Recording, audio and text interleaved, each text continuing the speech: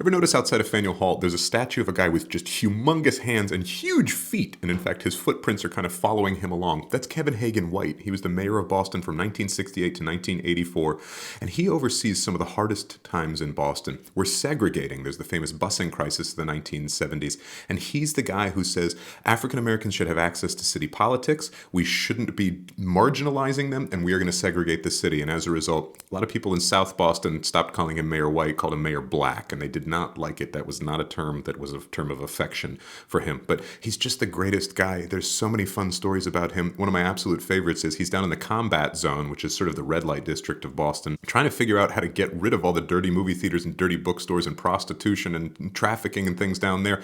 A woman actually solicits him, says, "Hey, how about it tonight, old man?" He says, "No, thank you. I'm too old." One of my favorite stories about him also involves a walk through Boston Common. He's just walking his dog. A local hot dog vendor recognizes him. He says, "Hey, Mayor White, this hot dog is on me." Hands it over to him. They hand it down to the dog. The dog actually sniffs it and then turns his nose up at it. Kevin White apologizes and walks away. And neighbors report seeing him walking all the way home, just kind of admonishing the dog. Like, how could you? How could you do that, Adlai? That was a voter. He was very, very serious about his devotion to the city of Boston.